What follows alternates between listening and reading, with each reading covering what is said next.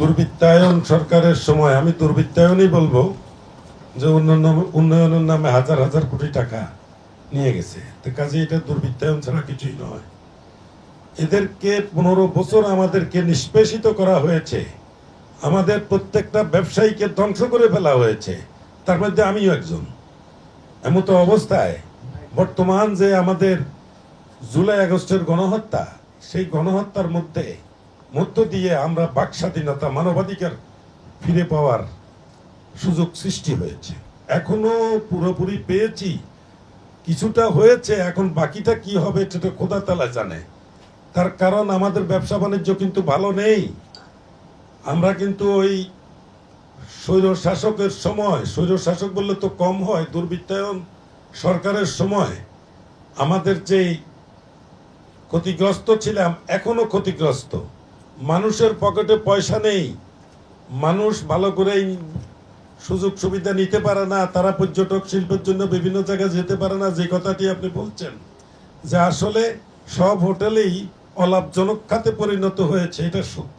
বিগত 15 বছরে আপনারা জানেন আমি একজন মিডিয়া পরিচালনা করি, টেলিভিশন আছে, টিভি, সবসময় বিভিন্ন জায়গার থেকে আইন শৃঙ্খলার নামে আমাকে খবরদারি নজরদারি করত, যে এটা করা যাবে না, ওইটা করা যাবে না, ওইটা লাইভ দেওয়া যাবে না, ডিজিএফআই কন্ট্রোল করতেন। তো সেই সুবাদে একসময় আমাকে বারবার ডেকে নেওয়া হতো। এটা নিয়ে একটু মৃদু হয়তো তাদের সাথে মনে খাপে খাপ মিলে নাই, না মিলাতেই কতিপয় সাংবাদিকের উপরেই সেটা এসছে যে কিছু সাংবাদিক বাদ দেওয়ার বিষয়ে। আমি সেটা শুনি নাই এবং লাইভ করার থেকে বিরত থাকি নাই অনেক কিছু। তখন আমার এসএ ওয়ার্ল্ড নামীয় প্রতিষ্ঠান ধ্বংস করেছে, আপনারা জানেন।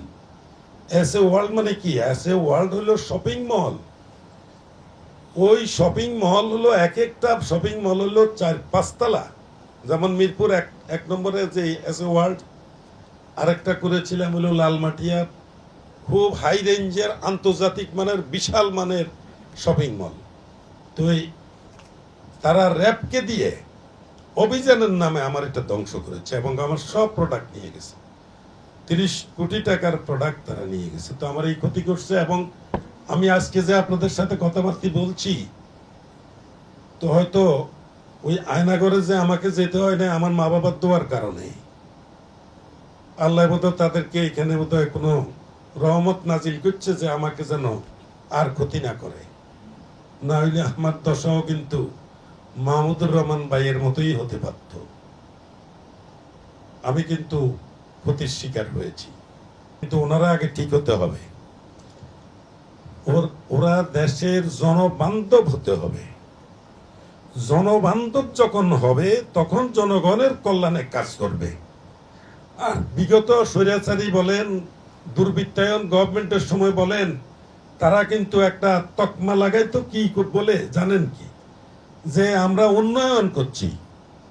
যেই উন্নয়নের কথা জনগণের কথা বলা হয়েছিল সেটা কিন্তু উন্নয়ন নয়, সেটা টাকা নেওয়ার উন্নয়ন, জনগণের স্বার্থের পরিপন্থী। একটা আইন আছে, আপনারা দেখেন, আমার তো বয়স হয়েছে, আমি তো ছোটবেলার থেকে ঢাকায় ক্লাস 1 থেকে লেখাপড়া করি, ঢাকায় সরকারি অফিসে থেকে মানুষ হয়েছি, কাজে আমি কিছু ডিসিপ্লিন জানি সে পাকিস্তানের সময় থেকে। আসলে আইন যে আজকে কেউ অনেকের আইন করে, এই আইন কিন্তু আইন নয়। আপনাকে দেখতে হবে যে আইন সেটাই যেটা জনগণের কল্যাণ সাধন করে, জনগণের উপকার করে। আর যেটা নাকি জনগণের অকল্যাণে কাজ করে সেটা বেআইন, সেটা লিখে থাকুক আর না থাকুক। এটা আমাদের যেটা বলছেন, আমাদের অন্তর্বর্তীকালীন গভর্নমেন্টের যারা এসছেন ওনারা জনবান্ধব হলে জনগণের কল্যাণে কাজ করবে, তাইলে আমাদের প্রতিফলন আসবে। এখনো কিন্তু আমরা বুঝে উঠতে পারছি না, কেননা সেই সময়ের লোক কিন্তু ওনাদের সারাউন্ডিং এ রয়েছে। একটা লোক থাকলে তাদের